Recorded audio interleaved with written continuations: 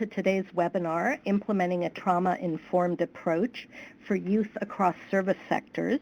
My name is Mary Thorngren, and I'm from the Human and Social Development Program at the American Institutes for Research, and we're supporting the Interagency Working Group on Youth Programs with this webinar. We're thrilled that you all are joining us today for what will be an informative webinar on an important topic that touches the lives of so many youth across the country and also across service sectors. A unique feature of this webinar is that it will be followed by a brief in the near future, and that brief will be on findyouth.gov. So I'm going to turn it over to my colleague, Laura Goodwin, who's going to quickly walk you through a few housekeeping items to ensure that your experience today is a seamless one. Laura? Hi, this is Laura, and I'll be handling the technical moderation for this event. At this time, I'm going to walk you through some technical and logistical items. Please note that all participant lines are muted and will remain muted throughout the course of the presentation, so you will not be able to be heard. At the end of today's webinar, we will have time for Q&A. However, if you have a question at any time during the presentation, please type it into the Q&A box located at the top right of your screen. We will try to get to as many questions as possible given our time allotted. We have 1,500 people participating, so questions we do not get to today will be informing the forthcoming brief that Mary's mentioned. At a certain point in this webinar, we will ask for your participation with some polling questions. At these times, we will display a multiple choice poll on your screen. You'll be able to select your response and also see how your colleagues have responded. This presentation is being recorded and will be archived for future access. You will receive an email in the coming days with a link to the archive recording. You will also receive an email when the brief is released. Mary? Thanks, Laura. So at this time, I'd like to introduce our moderator, Lark Wong from SAMHSA. Dr. Wong is a senior advisor in the Administrator's Office of Policy Planning and Innovation at the Substance Abuse and Mental Health Services Administration in the U.S. Department of Health and Human Services. In this position, she provides leadership on national policy for mental health and substance use issues for children, adolescents, and families, and leads the Administrator's Strategic Initiative on Trauma and Justice. She is also the director of SAMHSA's Office of Behavioral Health Equity, which was legislated by the Patient Protection and Affordable Care Act. And on the screen now you see what our agenda will be for the day. So Dr. Wong is going to start us off, and then we have the presenters, and she'll be introducing them in just a moment. And then, as Laura mentioned, we will have question and answers at the end. And we're going to start with a polling question. So I'm going to turn it over to Dr. Wong for the polling question. Thank you, Mary. This is Lark Wong, and on behalf of the Interagency Work Group on Youth Programs and the Substance Abuse Mental Health Service Administration in the Department of Health and Human Services, I want to welcome you to this webinar on implementing a trauma-informed approach for youth across service sectors. So you've just received a polling question that we'd like you to respond to on your screen. The question is, what service sector do you represent? We're trying to get a good sense of what areas people on this call work in, and that will also help us and our presenters. As Mary mentioned, we are really pleased with the extraordinary response to this webinar, nearly reaching capacity at 1,500 participants registering for this webinar. This, for us, clearly reflects that trauma, traumatic experiences, and responses are of critical importance for youth in a number of situations and service systems. Trauma is not owned by any one system. We know that youth with significant traumatic experiences are found in all communities and all youth-serving systems. Now we need to know how we can best respond. Okay, slide one. Slides. Okay.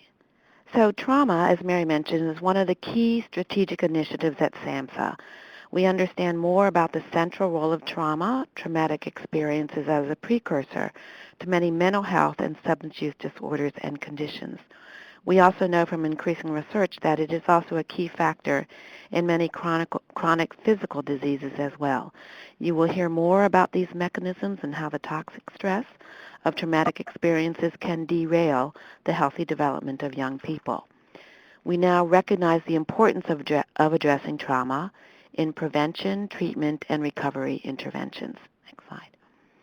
At SAMHSA, with the help of some of the experts you will hear today, we are finalizing our framework around trauma, the key principles of a trauma-informed approach, and guidance for implementing such an approach, not just for mental health and substance use systems, but a framework that can be used across service systems, whether juvenile justice, child welfare, primary care, education, housing, community support, any systems that interface with youth. And we look forward to sharing this with you. An example of what we are working on in this draft concept paper is what are key components of a trauma-informed approach. And we've distilled this down to basically 4 R's. And this is a program, organization, system change, or culture. One that is trauma-informed realizes the widespread impact of trauma and understands potential paths for recovery, recognizes the signs and symptoms of trauma in clients, families, staff that work in those systems, and others involved with the system, resists re-traumatization. We often have service systems that mean well but inadvertently are re-traumatizing our youth in those systems, and responds by fully integrating knowledge about trauma into policies, procedures, practices, and settings.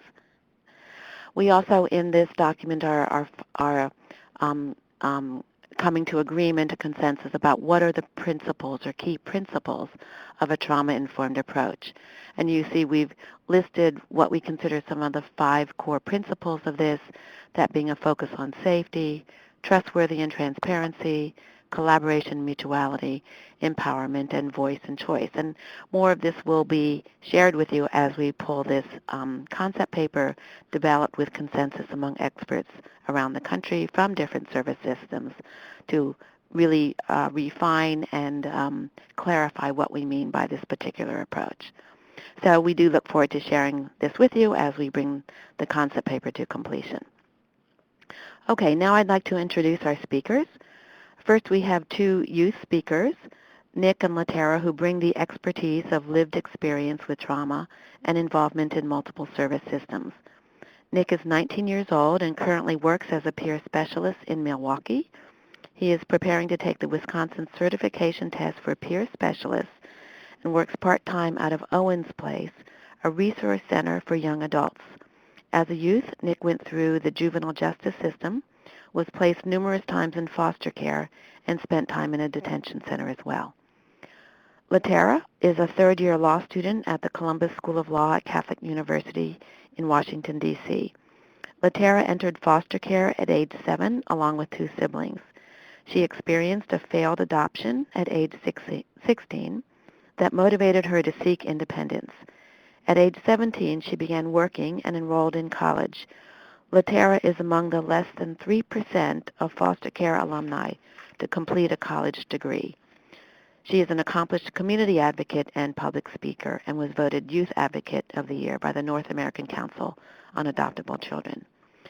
Sandwiched between their presentations are 3 nationally recognized experts in youth trauma.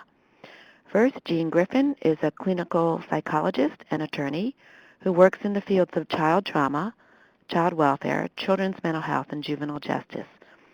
He is an assistant professor in the Department of Psychiatry at Northwestern University's Feinberg School of Medicine in Chicago. He is a co-director of a project funded by the National Child Traumatic Stress Network and focuses on youth in multiple service systems. Julian Ford is a clinical psychologist and professor of psychiatry at the University of Connecticut School of Medicine. His research, clinical practice, and teaching focus on assessment and treatment of polyvictimization and complex traumatic stress disorders in children, adolescents, and adults, and trauma-informed juvenile justice programs and systems. He has done development, validation, and training on the intervention model TARGET, which stands for Trauma Affect Regulation, Guide for Education and Therapy. He is the principal investigator and director of the Center for Trauma Recovery and Juvenile Justice, also in the National Child Traumatic Stress Network funded by SAMHSA. Charles Wilson is the senior director of the Chadwick Center for Children and Families and the Sam and Rose Stein Endowed Chair in Child Protection at Rady Children's Hospital in San Diego. He oversees a large multi-service child and family maltreatment organization providing prevention, intervention, medical assessment, and trauma treatment services along with professional education and research. Charles also serves as the director of the California Evidence-Based Clearinghouse for Child Welfare. Okay, so now I am going to turn it over to Nick. We are honored to have these experts with us today. Each will give a brief 10-minute presentation. We will then have about 25 minutes for discussion and questions and answers from the participants. Okay, Nick, I'm turning it over to you now. All right, thank you. Hello, everybody. My name is Nicholas Stello. Like you've heard on the slide, I'm 19. I'm a hard-working individual who is dedicated to work. I am also, like was also stated, a peer specialist certified through training. I'm ambitious and want to make a difference in the world, but let me explain a little bit how I got to be where I am today. I was 13 years old in my first foster home, and I must admit I did not want to be there at first because I was at home with people who I was unfamiliar with. Once I got introduced to everybody,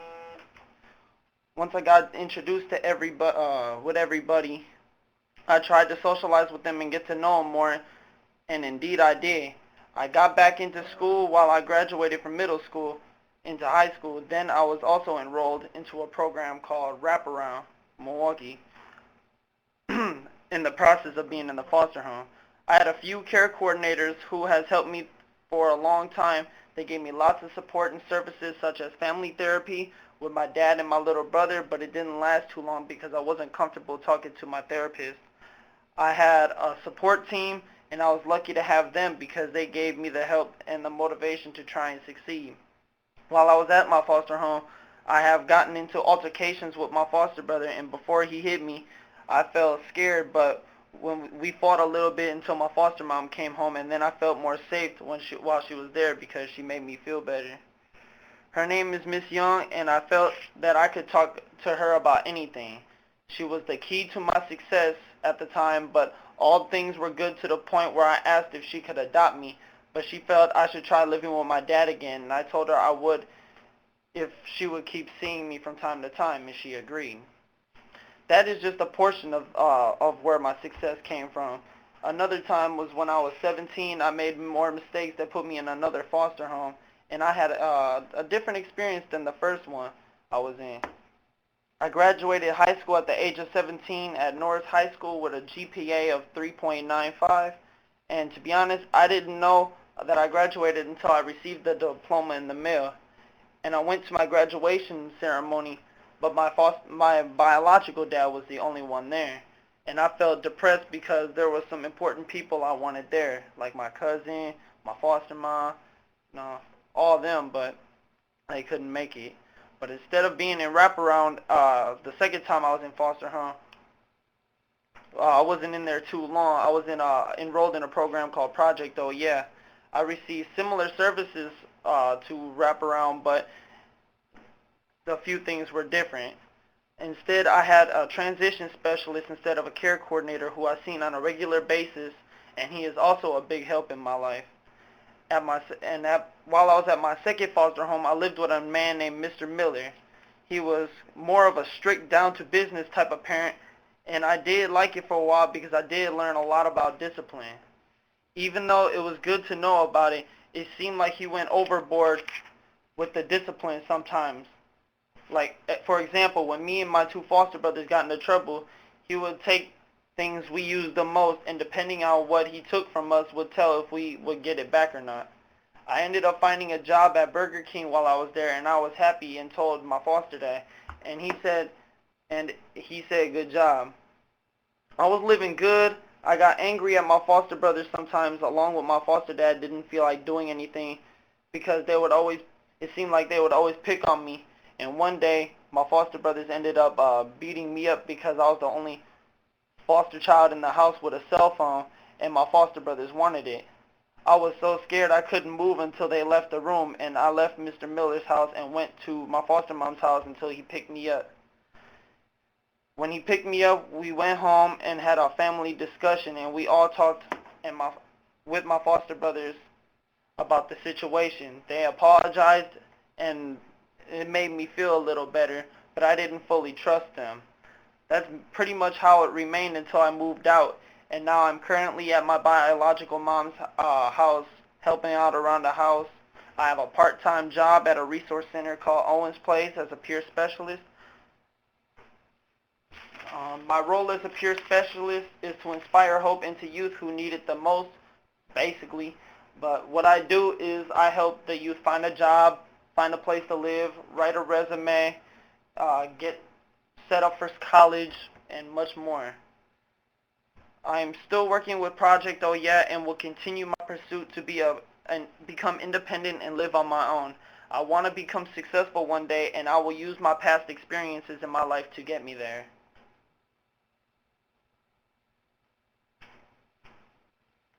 I finished. Hello?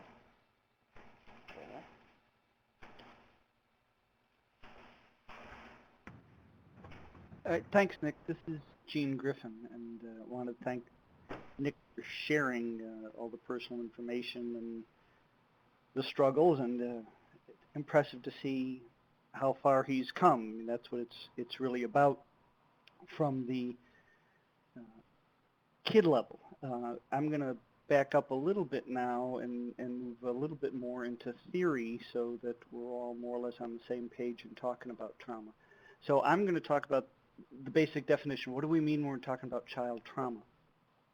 The good news is this is a new hot area. It's a growing field. There are multiple definitions, and just as different child-serving systems approach the kids from a slightly different perspective, there are different definitions that approach trauma from different perspectives. Said differently, we can't get everybody to agree on a definition yet. So what I'm going to do today is not give you a specific definition, but give you a framework for reading the different definitions that you're going to come across. So to start with, we'll talk about 3 E's as a framework for understanding trauma definitions.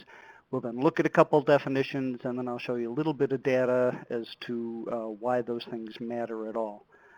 So to begin with, the 3 E's are the notions of an event, an experience of that event, and then lasting effects after the event. I believe everybody would pretty much agree that those concepts are essential to a definition. Where the disagreements come in is how you define those 3 E's. So, for example, events. Events are required for trauma. It's one of the few diagnoses that requires a precipitating event, and these tend to be objective and measurable. So just about everyone would agree that things like physical abuse, sexual abuse, emotional abuse, those are events that are potentially traumatic. There's domestic violence, community violence, accidents, natural disasters. For example, the tornado in Oklahoma yesterday was something that will probably end up with some people being traumatized, not all, but some. Certainly issues of war, the whole notion of post-traumatic stress disorder came out of the Vietnam War, and you're seeing a huge increase in that definition being used now with Iraq and Afghanistan, as well as issues of terrorism. So everybody would agree on those events. Where you don't see complete agreement is on where to draw the line with events. So single powerful events, everyone agreed would be potentially traumatic, but less intense chronic events, less clear when something, for example, living in a violent community, is that a traumatic event if you're not directly attacked? Things like neglect. Is neglect an event? Not everyone agrees. It's sort of an absence of an event. On the other hand, if you consider emotional abuse to be an event, neglect can be emotionally upsetting. Illness of a caregiver is another example. I actually refer to youth for trauma treatment, and they said had the youth seen his mother die in a car accident, they would have considered that trauma they treated, but watching mother die of cancer was not a traumatic event by their definition. Things like child welfare, removal from the home. that I think when that alone, as Lark mentioned, what the system does can have traumatic impact on kids, not intentionally, but indirectly. So those are all event kind of issues. The second E is experience, the notion of subjectively how do you react to the event, and this is very difficult to measure, but this is the concept that is essential in understanding why some people become traumatized by an event and others don't. So typically the thought traditionally was that an event had to be life-threatening, overwhelming. That's being looked at now. It's useful to explain the events and why some people are traumatized, but the flip side of the coin gets you in discussions of resilience protective factors, which is equally as important. Why can some people go through events and not experience the trauma? So an event the experience of it will vary between people, that I might be traumatized by an event, but you won't. So in Oklahoma's tornado yesterday, some people may be traumatized, but the majority probably will not from a statistical point of view. It can also vary over time, so I react to an event differently now that I'm in my 50s than I did when I was 15 or than I did when I was 5. So the issues with experience is very difficult to measure. They sometimes confound events and experiences when they're talking about the definitions, and it's not really clear what level of emotional reaction is required. Finally, you get to the third E, effects.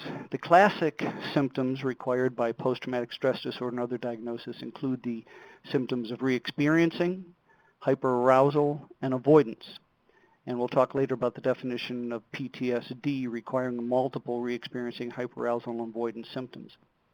But there are issues, debates about what effects to include. So one point I want to make is trauma is not the same as post-traumatic stress disorder. Post-traumatic stress disorder is one trauma diagnosis and the most severe, but there are other types of trauma that may not be included, things like reactive attachment disorder, complex trauma, acute stress reactions.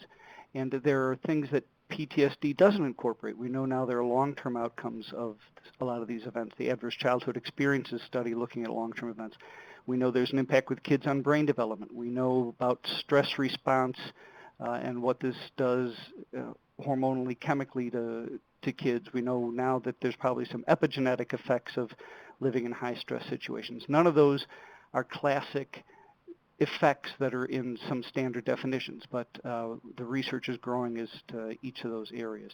So moving from that and applying it, you now get to looking at some definitions. So a simple one that I use, an IMH definition, the experience of an event by a child that is emotionally painful or distressful, which results in lasting mental, physical effects. So you can see it requires the event, requires the experience of it, and talks about the effects. Right below it is another more sophisticated definition.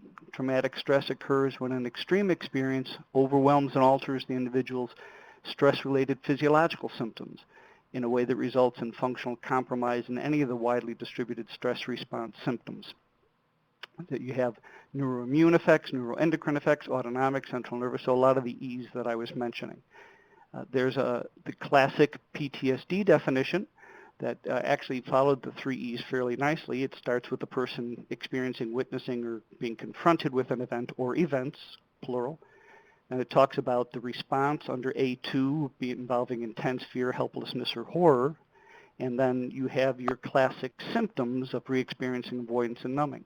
Now, this week, DSM-5 has been published, and that's going to slightly change the definition. So people should be aware that it's going to look slightly different. The final definition has been embargoed as the APA is releasing it this week. But what was proposed, I'm showing you now, had the A criterion that you still have exposure. They're going to be redefining the events slightly to include things like sexual violation. They're also going to specifically mention first responders as being potentially traumatized by events. They are eliminating the second criteria, which was the response involving intense fear, helplessness, or horror, because data didn't support that that was always necessary. So they've removed E2, if you will, but they've kind of subsumed it under a new effect. So the effects of re-experiencing, avoidance, and arousal are still there, but there's now a new effect that'll talk about the negative alterations in mood, that began or worsened after the event. So the three concepts are still there, but they're slightly rearranged. Why does all this matter? I think if you start talking about kids and kids you're working with in your systems, the numbers vary dramatically depending on how you're defining your term. So you'll have lots of kids exposed to traumatic events, particularly within juvenile justice and child welfare, practically all your kids. You will have some showing traumatic effects and a much smaller subset that would actually qualify for post-traumatic stress disorder. All those are aspects of trauma, and depending on where you're defining it, you're going to come up with different numbers. So for example, in Illinois, we looked at 14,000 kids in child welfare, and going from a percentage, you would say about 95% of these kids who were in custody, meaning there was a finding of abuse and neglect, 95% of them had been exposed to events that were considered potentially traumatic. We had about 30% of the kids showing the classic symptoms of some re-experiencing or avoidance or hyperarousal, but only about 3% of the kids showing full-blown post-traumatic stress disorder. So if you're working at a system level and trying to decide how to devote resources, you might do training, education, early intervention, and prevention with the 95% of the kids. Hopefully you'd start treatment with the 30%. Your most extreme would need the most services at PTSD, but that's the only one right now that qualified for a reimbursable diagnosis, which leads into a whole other set of issues that other people can address. So that's what I wanted to talk about, the 3 E's. You have to look for the definitions: events, the experience of it, and the lasting effects. And now I will pass it on to Julian Ford.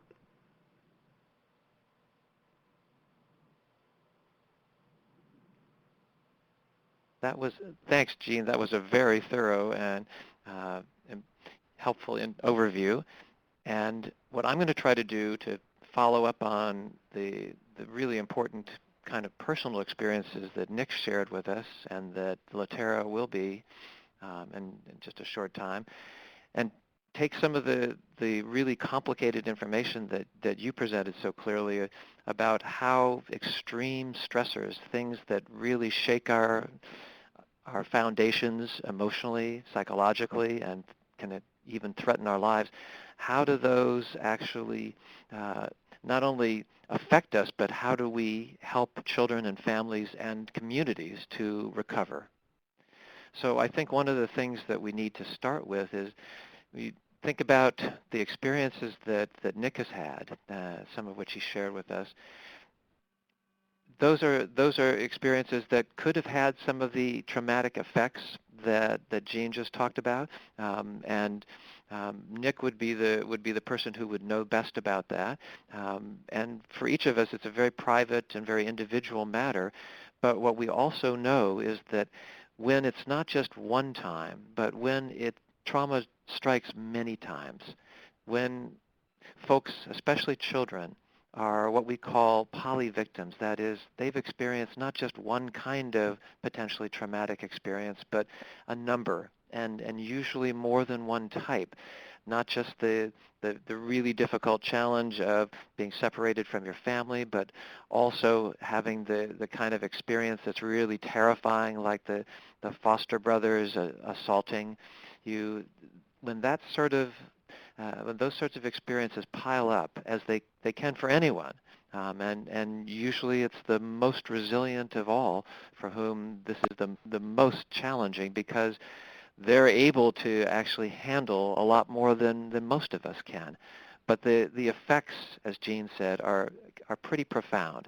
So on the slide you see that in a survey that was done by Dr. David Finkelhor of 2,000 kids from just all across the United States, just regular kids from all walks of life, and more than 1 in 5, almost 1 in 4 of those kids had experienced not just 1 or 2 or 3, but 4 or more types of victimization, not just incidents, but types.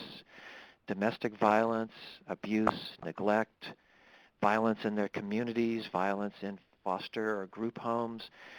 And that's kind of a shocking statistic, because that means that we're not talking about just a handful of kids. We're talking about thousands, tens, or hundreds of thousands of kids. In another sample that was studied in a survey of adolescents, the National Survey of Adolescents, my colleagues and I did some secondary analyses. We worked with some of the important data that they collected by surveying over 3,000 teens from all across the country, and we found that 8 to 17%. So somewhere between 1 in 12 and 1 in 8 of those kids, of those teenagers, had between 5 to 10 types of victimization. That's an enormous burden. And as many as half of kids who end up involved in the mental health or child welfare or juvenile justice system have experienced this kind of polyvictimization.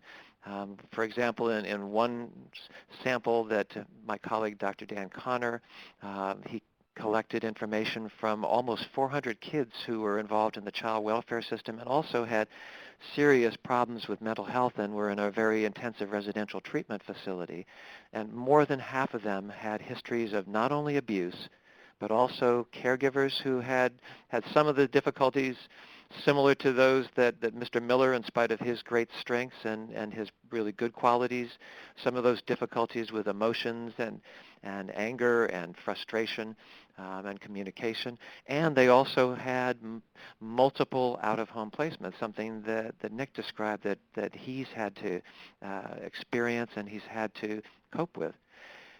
Then in another sample of kids where we were able to interview kids who were involved in juvenile justice in a detention center in Connecticut, we found that not just a handful, but almost half, 41% of those young men and women, boys and girls, were polyvictims, and they had experienced on average between 9 to 11 types of potential trauma, not just incidents. So what's the common denominator? What does experiencing this kind of a challenge to your survival, to your relationship, and to your sense of trust and security with the people with whom you feel closest or want to feel closest?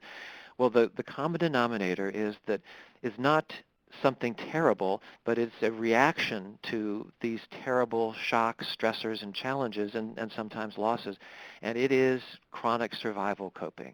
And really what Jean described as post-traumatic stress symptoms, those really are survival coping. These are situations where any individual who is going to get through the kinds of challenges that kids sometimes have to go through will learn to survive. And to do that, they're going to have to stay pretty much on edge and watchful, even distrustful. And we call that hypervigilance. And they're going to at times have to fight back. Now, Nick didn't fight back, but my guess is that if that happened again and again and there was no way to have corrected the situation and there wasn't the kind of healthy conversation that he and Mr. Miller and his foster brothers had, he might have had to start to protect himself by being just as aggressive as they were, not because he wanted to, but because he had to protect himself. And then ultimately there's just a kind of a sense of hopelessness, like, what is this all about? If life is like this, if it's always one more thing. And a lot of kids try to kind of cover that up by not acting angry and not acting really depressed and discouraged, even though they may feel that way, but acting as if it really doesn't matter. And in fact, it really matters a lot, but you have to go on. So what really is happening here, and I'll show you some pictures in a moment that describe it, is a change in the body. It's not just a mental, psychological change. It's really a change in how our brains work, but it's not a change for the worse. It's just a change for survival. And really what kids, and all of us, but especially kids, our brains are really designed to help us to learn. They help us to explore, to try out the world, to experience different kinds of ways of living and people to be with and activities. But you can't really do that if you have to be really concerned about survival. You really just have to put everything aside. And what you learn is that you better not stop and think, because otherwise you may start to remember something that will really bother you. And then you won't be able to think very clearly and you won't be ready for the next challenge. You can't really let go of grudges or resentments, even though you want to. You got to keep them in mind, because otherwise they may happen again and you're not going to be protecting yourself and somebody might take advantage of you. And it's hard to stick to set and stick with goals. Even the most persistent and the most high achiever, even young men and women like Nick and Latera, sometimes may have difficulty setting and sticking with goals just because they have a bigger goal on their mind, and that is just making sure that they're safe. And that can lead to difficulties with trust, especially at times with the caregivers who are most trustworthy, not because of any disrespect for them or any lack of affection or appreciation, but because when you trust somebody, then you place, in some sense, your life in their hands. And if they're not going to be there for you, and you can't be sure that they're going to show up at your graduation, even though you know they care, that's the time where you're not sure exactly how much you can trust. And yet, on a very fundamental level, I think Nick showed us that he has an amazing ability to trust and respect people like Ms. Young and Mr. Miller, in spite of their flaws and imperfections, which all of us have. And it's difficult at times to even know who is trustworthy. And at times it's hard to remember the most important thing, which is before you do anything, stop and think. And that's why sometimes when survival mode takes over, when kids have to survive, it's hard to manage anger because you can't even remember those anger management skills because you're too angry. Well, what's going on? Okay, here's a couple of pictures that explain in down-to-earth terms that my colleagues who do very, very fancy neurobiological brain research know much more about than I do. But what I've learned is that in order to understand these kinds of strong stress responses and survival coping, you need to know three things about the brain. The first is that everybody's got an alarm in their brain. And that's the alarm that tells us to wake up and pay attention, but it also tells us when there's a crisis and we better be ready to react and survive. And right next to that alarm, there is an area of the brain that really has to do with filing and retrieving memories. It's kind of like the librarian or the search engine for the brain. And so every time the alarm goes off in the brain, even if it's just a small alarm like, hey, wake up and pay attention, you were daydreaming, that memory filing center will pull information from all parts of the brain to help us figure out what's going on. And when that's working really well, then the thinking center, that portion of the brain a little bit higher up on the picture, and that's like the hard drive of a computer, that's where we actually do our thinking, and that's where we put all that information together. And when all that's working great, when we're experiencing stress that we're handling well and we're not having to survive, then what happens is not only do we come up with some good ideas and plans for handling situations, just the kinds of thinking that got Nick to where he is now and that's gotten Latera to where she is now in their accomplishments, but it also does something very important, that arrow underneath at the very bottom of this diagram. When the thinking center kicks in and you know that you can handle situations, even if they're really, really tough, that's what turns down the alarm in the brain. But if the alarm is turned on so strongly by stress that is so extreme that it threatens your survival or those of that of people you care about, that can turn on the alarm so strongly that it can literally crash the memory filing center and crash the hard drive in the brain. And as a result, you're still thinking, but mainly it's the alarm doing the thinking, and that's where that survival coping takes over. It's really that part of the brain that's designed to help us be safe and survive, basically running the show. And that's important and sometimes essential when you really are in a survival situation. But it's not a great way to live, and it really does lead to all those other difficulties where you just can't relax, trust, focus, and handle things in the way that you want to.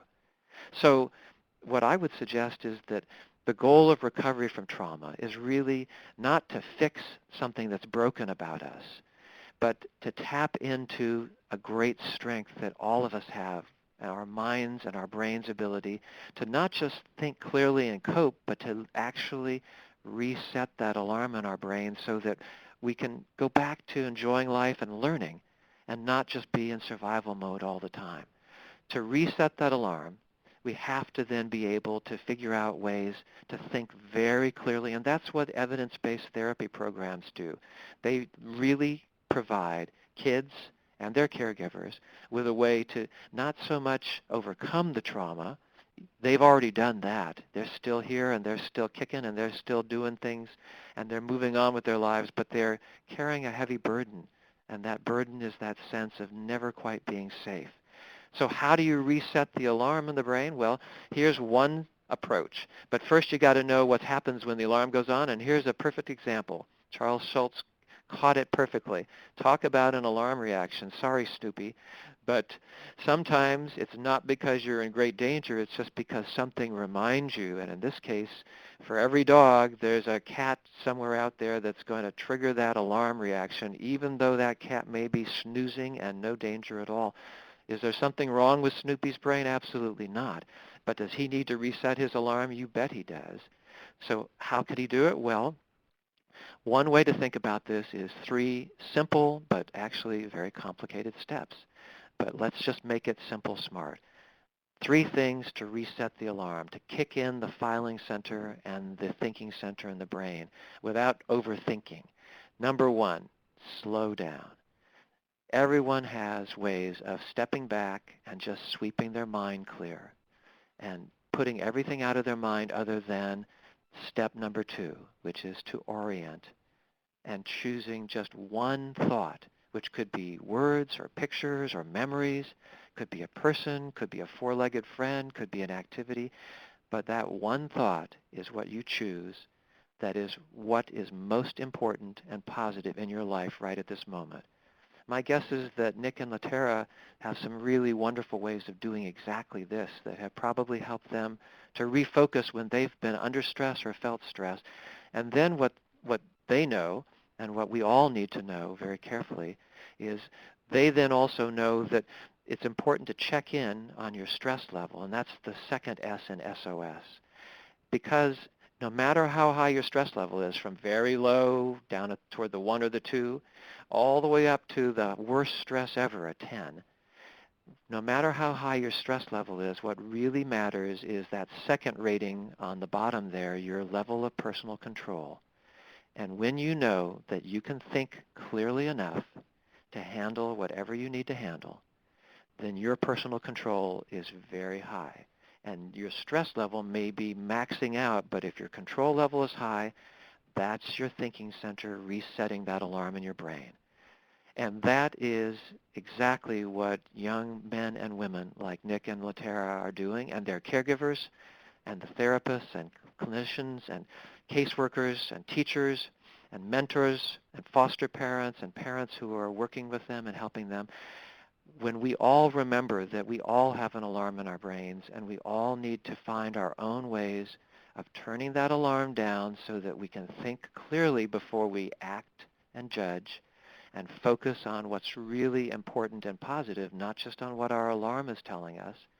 And then we are actually aware of our stress, but we are in control. That is the definition of recovery.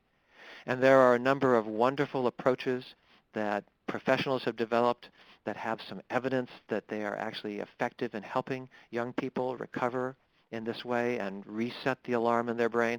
And these are ways of talking, thinking, interacting, being with parents, being a parent and being a part of a family. There are a number of them, and I'll just close by suggesting that even though this is shameless promotion, there is a book that I've been fortunate enough to edit that's coming out this month that that provides a remarkable array of some very wonderful opportunities for all of us to learn about how we can take advantage of those evidence-based therapies. Sorry, I think I got the slides a little bit out of order, but I will turn it over to Charles, and I think we just need to get the slides back on track.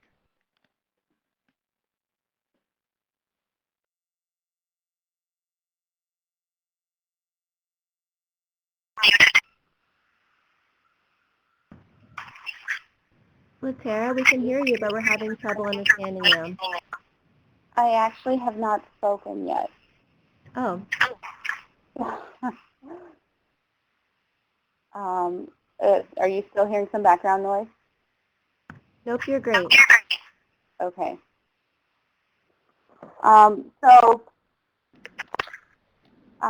as you guys heard a little bit about me earlier in the call, I spent 11 years in foster care before I emancipated when I was 17 years old.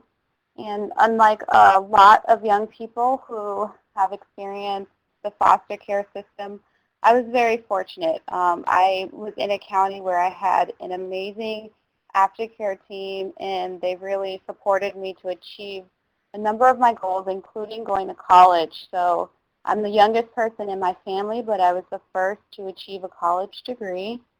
And throughout college, I also did a lot of advocacy work. So I was going back and mentoring other youth who were coming through the foster care system. I was speaking to really anyone and everyone who was interested in hearing what young people were experiencing and how they could achieve better outcomes in their programs. And between my college experience and my advocacy work, I was able to sort of rehabilitate my relationship with some of the child serving systems that I'd had some negative experiences with when I was younger. And today I still am doing that advocacy work, and I believe, you know, it helps the young people who I interact with achieve similar results, both in terms of their life goals, whether that's college or financial independence, but also in terms of building a strategic partnership with our child serving systems. So that's the focus of a lot of the work that I do today. But I do want to talk to you all a little bit about some of my experience with trauma and some successful and some not successful examples of trauma-informed services. I come from a background of alcohol and drug addiction in my family. My grandmother had 22 children, and at least 13 of them have alcohol or drug addiction. So there was a lot of issues. You know, even before I was born, my mother had a drug addiction, and after I was born, she didn't receive a lot of services in order to help her to manage it or, you know, to overcome it. And we were living in New Orleans, which at the time was really poverty-stricken, and there were hundreds of kids just like me in, you know, every apartment in my neighborhood. And so even though we were reported to social services, no one really stepped in to help us. But I wound up in Colorado when I was 7 years old, and the system was a little bit more sensitive there. And my brothers and I wound up being placed in foster care just a couple months after we came into the state. And we were immediately separated. And so I feel like that was probably the first traumatic event that I experienced while in the foster care system. And it's interesting that you heard a little bit about sort of how we define what a traumatic event is, because I think that the definition definitely needs some nuance, because just the separation of my family, even though it wasn't the actual abuse or the actual drug issues that were taking place in our house, certainly was a trauma, and I experienced it internally the way that a lot of young people experience trauma in terms of the stress and, you know, the physiological symptoms. And I spent the next 11 years in foster care. I had 18 different placements. I had, you know, group home placements. I had psychiatric hospital placements. I was on the run for a 3-month period when I was 16 after my adoption failed. So I experienced a lot of different things in those years. What I found worked best is when I was surrounded by people who really got it, who really understood trauma. And my aftercare team is a great example of that, because in my county I was placed in an independent living apartment where I could practice growing up. And we had social workers a social worker who lived on site. And so I had my basic needs met. You know, I had housing and shelter, and I was working, and so I was able to, you know, buy my food. So basic needs were covered. But having the social work on site meant that there was also sort of this loving and caring individual around at all times who I could just go say hello to when I needed to. But it also meant that I still had contact with my former social workers, and so they were able to connect me to trauma-specific services and trauma-informed services. And I think that that environment did, it sort of gave me the greatest benefit of all of the services that I received. The aftercare team was most useful because they worked across systems. I had, educational goals, employment goals. I had healthcare needs, mental health treatment needs, and there was one team of people who I could call on regardless of which of those issues I needed assistance with. And so I didn't have to do the work that a lot of young people are burdened with, which is finding a way to get our systems to work with one another. I had a team of people who did a lot of that for me. And I think it's also helpful because a lot of young people experience trauma in the form of broken trust, betrayal, and that might be with the people in their life, but it could also be with the institutions. And so I had a reported child abuse and neglect incident with social services, and they did not come to take us out of our home. And so it is a form of a betrayal of trust because you're expecting the child serving systems around you to help you. And when that help doesn't come, then your relationship with the institutions that you need to rely on in order to get out of a bad situation, the relationship is broken. The aftercare team also took a lot of time to do safety planning and future planning with me. And that is important because a lot of young people who experience trauma, they express feelings of powerlessness or hopelessness, or, they're in a constant state of anxiety. And so their ability to project into the future and plan for the future can be seriously impaired. And in my case, I had people around me who were thinking about the future even when I felt it necessary to focus on the present. And they really helped me to, ensure that I had some long-term goals that I was actively working toward. One moment. And I also think that something that distinguished this group of people is sort of their perception of trauma. And, you heard a little bit about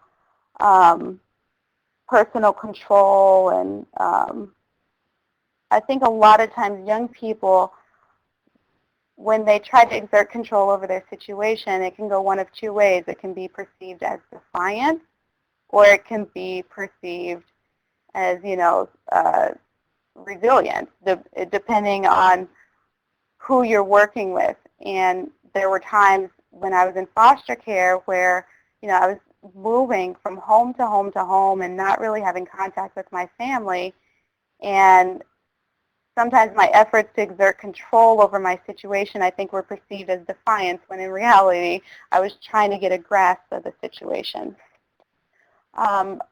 But there were times when I didn't feel like the systems were very trauma-informed. One example is in school, and Nick spoke about this as well. I also was a high-performing student, but I had a hard time just being in the classroom and sitting still and paying attention.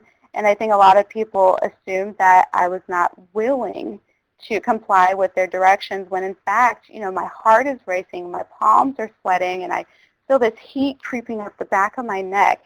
And at that moment, it feels impossible to stay in my chair. And so, I think people thought that this was a battle of the wills, when in reality, I didn't always feel like I was able to comply with what they were asking me to do. And so even though I was a competent student, I moved from school to school, and I had suspensions, and was always in after-school detention just because of behavioral issues. And so I wish that, the people who I was working with in my school were more trauma informed, and that they were focused instead of on the disruptive behavior on sort of what was causing the disruptive behavior. As another example, I grew up in the inner city, and I think that my syntax was misunderstood because I was placed in foster homes in the suburbs or, in rural areas where they didn't speak the same way I did. And so, I think that there was a perception that I was being aggressive or that I was trying to insult them, even when that wasn't the case, simply because they didn't speak the same language that I did. Sometimes I wonder how much secondary trauma results just from not understanding young people in the language that they speak. And I guess something that would have been helpful is just if my foster parents and my schools had utilized or been offered crisis services, so that instead of moving to a new foster home or being put out of the school, we could have addressed the disruptive behavior and maintained some stability.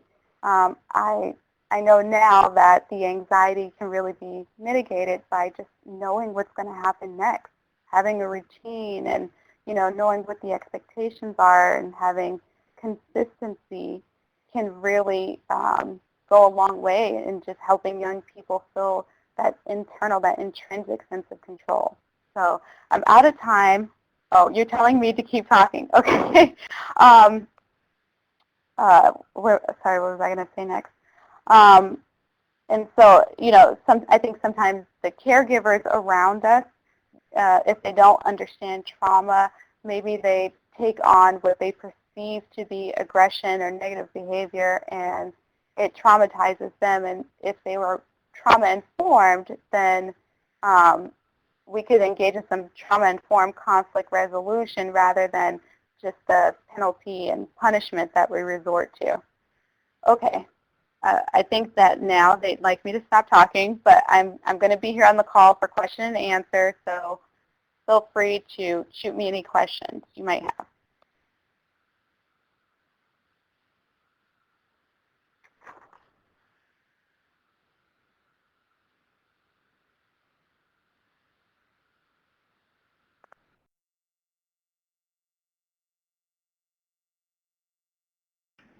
So Tara, thank you so much for sharing your story. We really appreciate, how you captured what exactly happened with you over your teen years and all, and the various traumas that you experienced and what worked for you. Now we want to turn it over to Charles Wilson. Charles, are you on the line?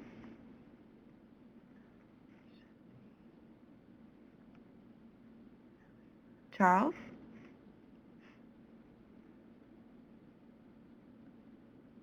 Okay, so we have quite a number of questions that are coming in for our presenters. So under Beth, if you could present some of the questions, and we'll take handle some questions now while we wait for Charles to get back on the line.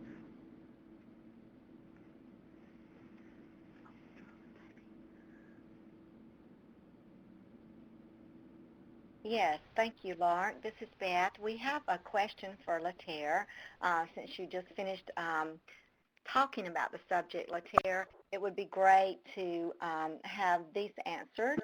Who actually set up the aftercare team for you? And they ask, was it from a nonprofit or government agency, and how actually connected to it? My aftercare team, actually that was just one component of the independent living program through my county, through the Department of Social Services. So it was in place already when I went through the program. I believe that there have been some changes in the program, so I don't know that they do it anymore, but that was already in place. I'm sorry, I think you got cut off a little bit when you were posing the question to me. What was the second part of it? Okay, the second part was, how did you get connected to the aftercare team? In my county, young people who sought emancipation were informed of the program. It was just communicated to every young person who was transitioning out of the system, and we were all given an opportunity to apply to live in the transitional living unit and to be a part of the program. But even young people who did not live in the transitional housing could participate in the aftercare program. For some of them, it was a mandatory component of their emancipation plan. Thank you. I know one of the participants also is asking with the trauma-informed problem solving resources that we've talked about, what would that actually look like for a worker in a state or a county that's working with youth in foster care? What would you suggest that trauma-informed care look like based on your experiences in foster care?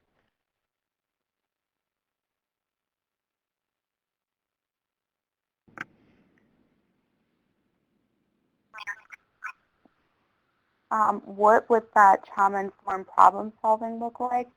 Well, I guess maybe the example I gave of feeling like you're speaking a different language, so focusing on ideas rather than words sometimes. I guess that's a very specific example, but oftentimes I knew what I meant or the idea I was trying to convey, and if people got caught up in the actual, the literal words that I was using, especially because I wasn't always able to express myself through words, then it resulted in a lot of miscommunication. So I guess focusing on the ideas and not the surface level, words or even behaviors. That's great. Let's hear. Another one of our participants has asked about the trauma-informed practices that you've received. What would you think would be most effective with young adults who are seemingly apathetic once their expectations have been placed on them by the state or the county? What would you say has been effective in working with young adults? Sure. And Nick, feel free to jump in at any time. Well, I think that what am I trying to say? We need to do some self-esteem building and work with young people to acknowledge their strengths. I think when you've experienced trauma, you have a lot of thoughts, beliefs, or feelings of being unworthy or, shamed, or, you feel a lot of guilt, and sometimes, that leads to hopelessness. And so you're not going to work hard to achieve those goals if you don't believe you can achieve them, if you don't believe you're worthy of achieving them, for example. And so sometimes, and at least for me, doing the advocacy work really helped me to find my voice and see that I had some strengths and that I could do things well. It gave me some leadership experience, and it was also, direct skill building. So does that make sense? Yes, that's perfect, because that really talks about what Julian and some of the other speakers have talked about today, about finding those strengths within yourself. One of the schools in the chat, we also have one of the school administrators and a school counselor thanking you for mentioning this, because she said she has a lot of children and students that are diagnosed with ADD or ADHD, and she thinks a lot of their symptoms are really trauma-induced or trauma-related. We have some questions for Nick as well, and Nick, one of the participants was thanking you and Latia both for your stories because they say it's so important for them as they work with young people to hear your voice. And one of the ladies has said that she's a child and family advocate, so she's often very interested in hearing about your experiences and wanting to know how to maximize your choice as you are going through the system. So one of our questions is how much choice did you have, Nick, when you were receiving services? How much choice did you have in the services that you actually received? Well, in the services I've been receiving for the past years now, I've had full option. Like whether if I didn't want to go through with like a program one service has, I can go through another. I had the option to do whichever I felt best fitted my needs. But I also gave other people suggestions in the process on like what I could, what services would be best for me, what, stuff like that. That's great, Nick. Someone else has asked as well. Beth, we'd like to bring in Charles. Can we try to bring in Charles Wilson now? Yes, we'll save that question for Nick. Hey, can you hear me? Yes, I can. Yes. The previous attempts, I didn't get the phone part to work on this.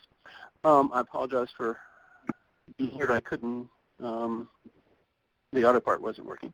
So I think my contribution to this is very relevant to some of the conversations going on. It's really looking at the system-related issues, because trauma is a very personal thing, but trauma interacts with the systems around it, with those the child and family come into contact. And there's a strong effort underway to begin to think, are there better ways in which systems can interact with children and families in a manner that better supports their resiliency and recovery, and addresses much of what Jean and Julian have talked about, as well as our more lived experience voices. So the idea of a trauma-informed systems has really emerged over the last few years. And the slide that just came up looks like a dizzying array of things. But if you think about how trauma is experienced and processed, you have the traumatic events. That's the word event there. You have the child and how they respond to trauma based on their unique circumstances, their family, their life context, their community context, their cultural context, all the things that have been talked about here. But then all those boxes to the right are all the people who come along to help. And each of those people have the ability to help or potentially make it worse. And so a trauma-informed system begins to try and align the interactions between the child and the child protection system, the child protective lawyers, the guardian ad litem, the juvenile judge, the law enforcement, the district attorney, the schools, the mental health providers, align all those in a way that really begins to take into account our understanding of how children and families and adults respond to traumatic stress. And so when we begin to think about the a trauma-informed child welfare system, I think the question came about how a foster care worker can be more trauma-informed. There are a number of factors that can contribute. We can help the child tap into their natural resiliency and give them new tools to manage their stress. That's something that can happen at a frontline level. But we'd also help their caregivers play a central role in their recovery, and recognize that all the systems we're working with have the potential to influence that. And the simplest way to understand this notion of trauma-informed systems is to think, if we look at things through a trauma lens, if we stop and pause and think about traumatic stress, would we behave differently?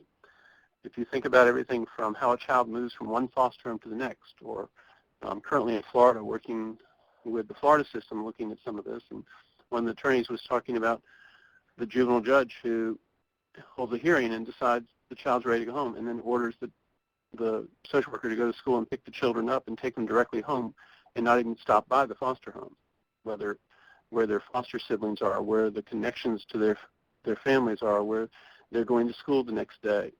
And the system that's supposed to be there helping can actually make things worse. So would we behave differently if we stop to think about how children and families experience trauma and process it? So this notion led to discussions of trauma-informed systems. And this is a definition that our National Advisory Committee developed a couple of years ago. But the notion of this trauma-informed system is one in which all parties involved recognize and respond to the varying impact of traumatic stress on children, on the caregivers, and on those who have contact with the system. Now, there's some specific words in there that are very carefully chosen. It's all parties recognize and respond. And word respond is the key word there, because a lot of discussion around trauma and trauma-informed systems around the country is just raising people's awareness of it. But how do you behave differently? How do you respond? And to the varying impact of traumatic stress. Not all children respond to trauma the same way. Some kids have elements of natural resiliency, and we need to help support that and help them find their strength in, it may be through a variety of things. It doesn't necessarily mean mental health. For other kids, it may be really good mental health services. How does the system help the caregivers deal with the traumatic stress that they're facing? Whether that's the foster parents who are working with the child or the birth parents. Many of the birth parents have significant trauma histories themselves, trauma as children, as well as trauma last week from domestic violence or community violence. And how, in a trauma-informed system, we also pause and think about those in contact with the system. That was our committee's artful way of trying to deal with the issue of the child welfare workforce. The child welfare workers, mental health therapists, foster parents, all those who are working with children who've experienced significant traumatic events are dealing with a toxic substance and they're influenced by it. The reason we chose the word those who have contact with the system is we had juvenile judges on the advisory committee who argued very effectively that they're influenced by it too. They have nightmares. They're touched by the trauma, yet they're not part of the workforce. They're in contact with it. And so a trauma-informed system responds to the varying impact of traumatic stress on children, caregivers, and those who have contact with the system. And the programs and organization within the systems infuse this knowledge, awareness, and skills into their organizational cultures, policies, and practices. The key phrase there is really the influence in the culture, to actually to take this thinking about trauma and get it into everyday practice. So it's what we do around here. It just becomes the new way of doing business. And they act in collaboration with others in other systems parallel to them, using the best science to facilitate support and recovery. So a trauma-informed system begins to do those things. So trying to get to move forward. So within the Child Welfare Committee of the National Child Traumatic Stress Network, we began to define the essential elements of trauma-informed care. And a lot of this information is actually available free on the National Child Traumatic Stress Network website in a 2-day training curriculum for child welfare called the Child Welfare Trauma Training Toolkit. But the essential elements within the toolkit are 7 key issues.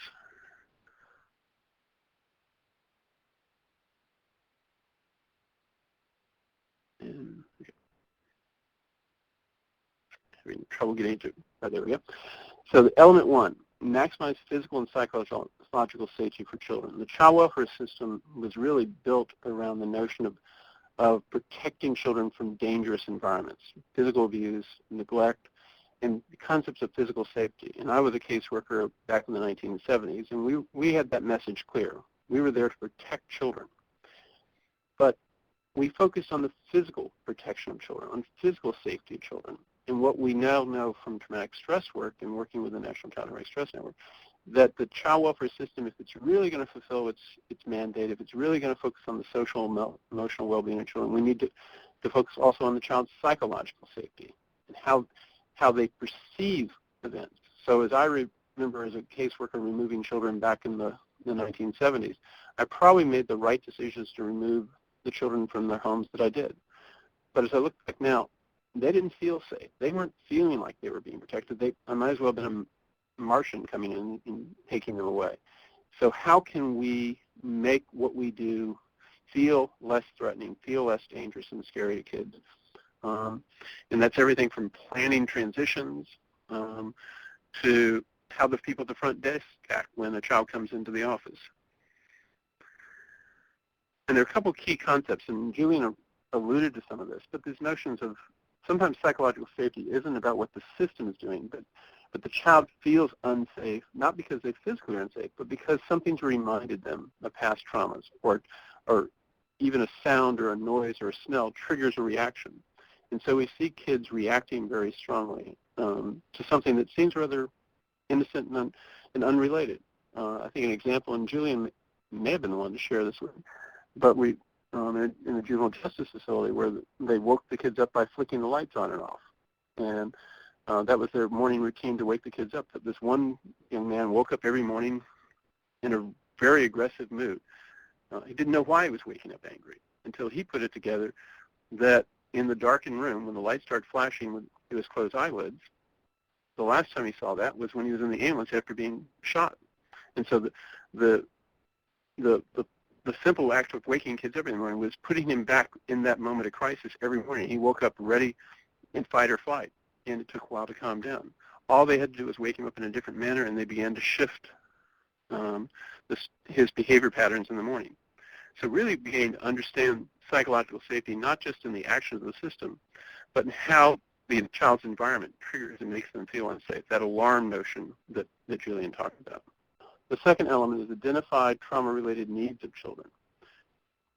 There's a major interest within child welfare across the country, fueled by the Administration of Children, Youth, and Families, which is looking at how do we basically identify which children need help, need support for their trauma needs, and how do we identify those kids and get them assessed in a very meaningful way that really understands traumatic stress.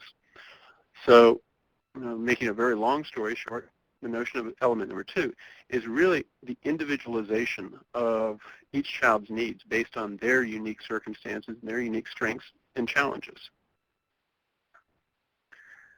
And then once we do identify those needs, how do we enhance the child's resilience and well-being?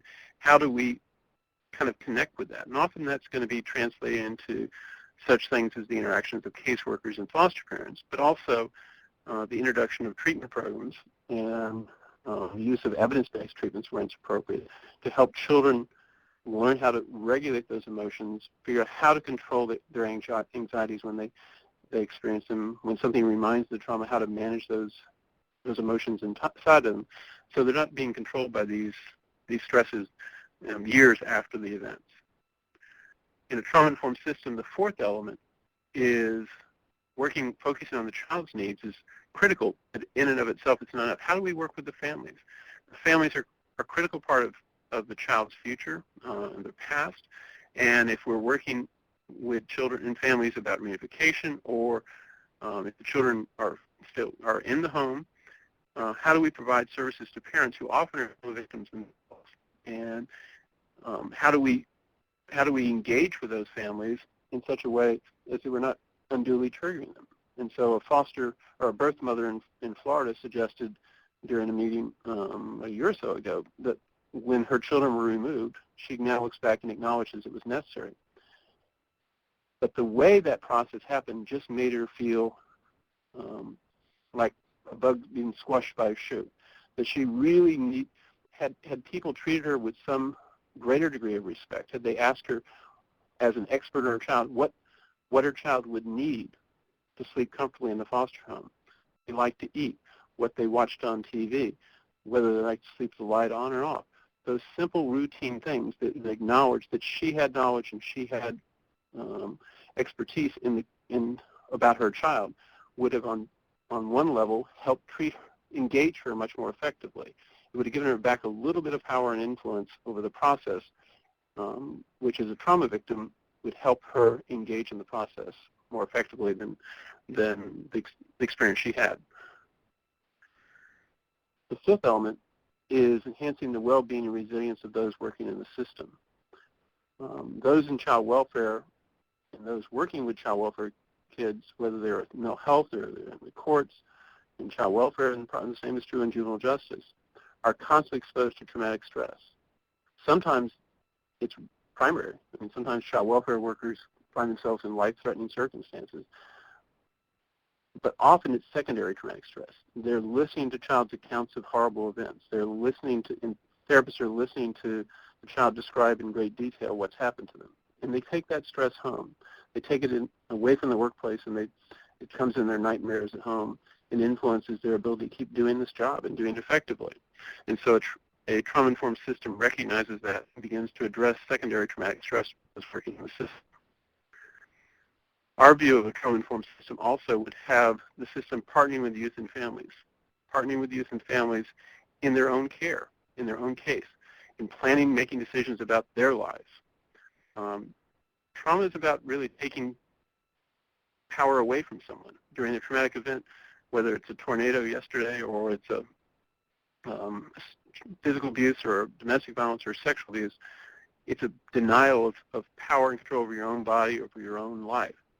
So if we can begin to give some of that back, we begin to help tap into the resiliency of individuals to be able to step back and take control of their own life.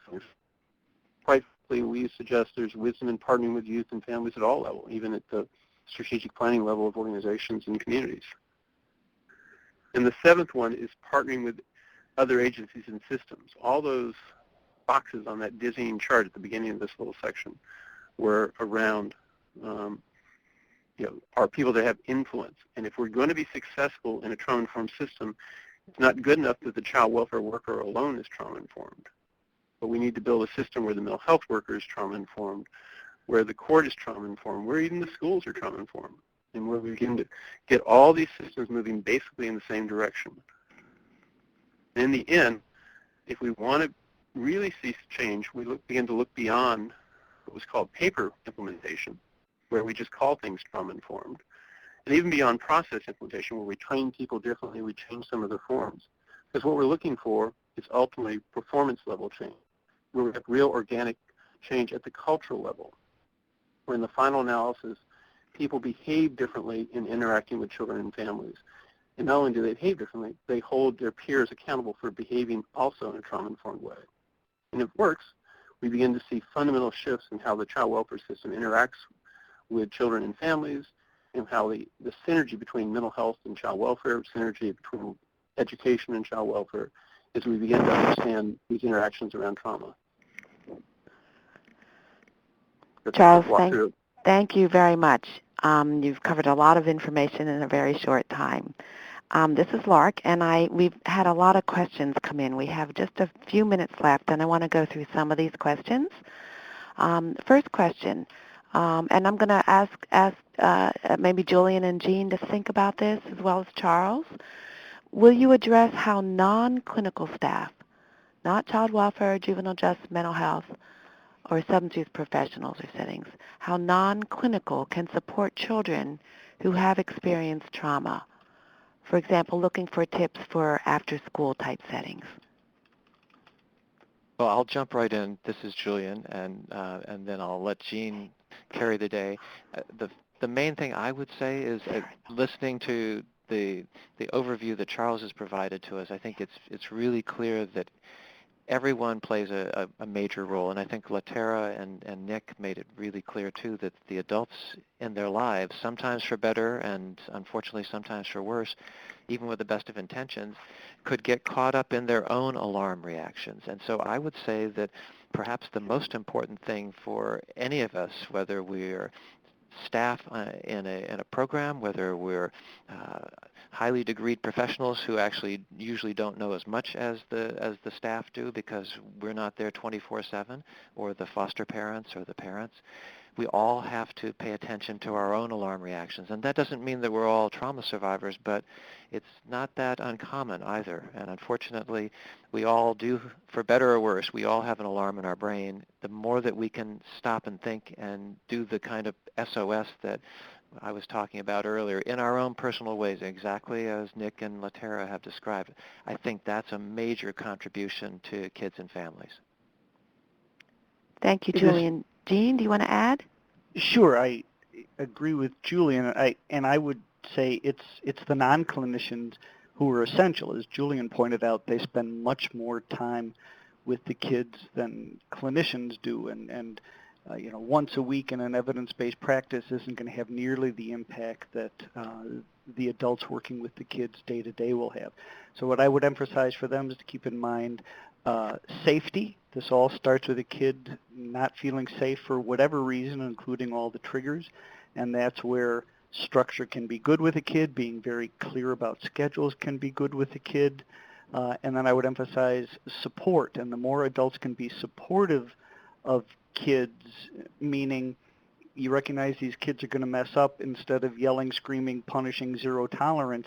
If you work with them on self-regulation, calming down, learning from their experiences, what they did wrong, that will have a much greater impact on these kids in the day-to-day experiences. Work with them on the problem solving, work with them, not in the middle of the crisis, that's got to be back to safety, but afterwards supporting the kids, not punishing them, not yelling at them, but trying to work with them together on helping the kids get through these crises would be a great gift that you can give with these kids and give them positive alternatives. And I'll just throw in, I think Latera gave us the best tip of all, and that is listen to the idea, not just the words, and know the young person, not just their behavior. This, Charles, the other thing that I think that's related to this is looking at the world from that young person's point of view, or the birth parent's point of view, or the family member. Who are they interacting with within the organization? The system isn't, just the therapist, or isn't just the caseworker. It's the person at the front desk. It's the person that interacts with them on the telephone. And those people, if they're not sensitive to the issues of trauma, could actually, create barriers to engagement where the family or the child misses the opportunity to actually benefit from this. So one of the birth mothers once said, she actually liked her therapist, but she was afraid of that lady at the front desk who would scold her because she was 3 minutes late because she took the bus and it just got there. And so we begin to be sensitive to that everybody in the system that interacts with these children and families has a role in their recovery. Great, thank you. Here's another question. Is there an assessment tool you might suggest for youth serving programs to get an idea of the level of trauma in the youth they serve?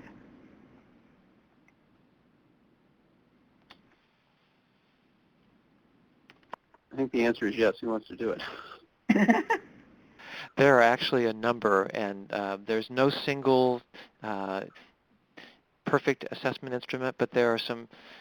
A very interesting example is a new kind of a guide for assessment. It's not so much a questionnaire or an interview, but it's a guide that the American Bar Association just published, and it's available online through their website. And with this guide, they describe many, many different ways in which kids can be exposed to trauma and to victimization, and they call it a polyvictimization screening tool.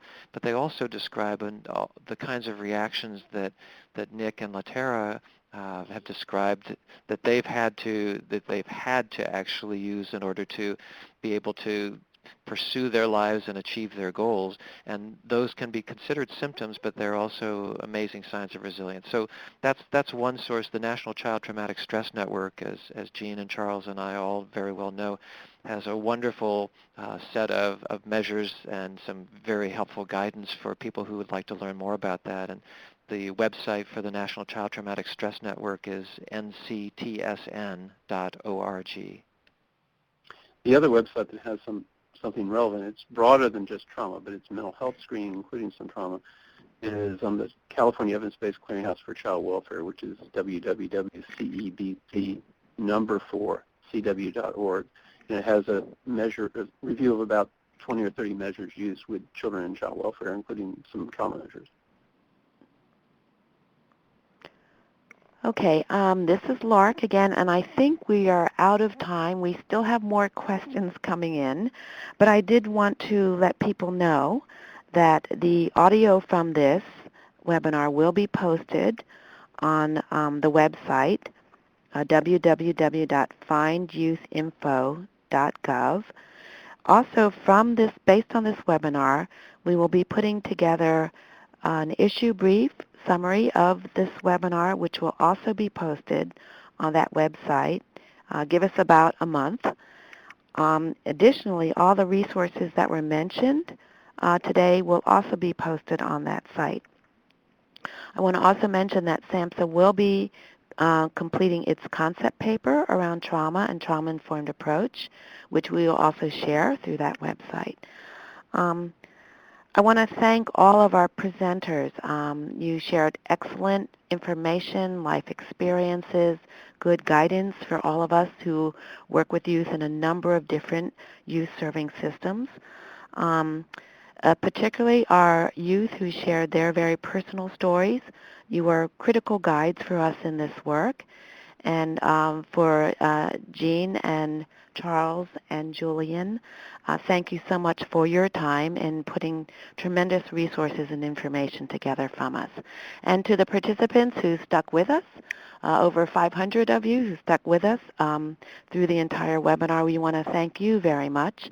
And we look forward to continuing to do work and be back in communication with you around this topic about trauma and youth. So thank you very much, and this concludes the webinar for today. Thank you.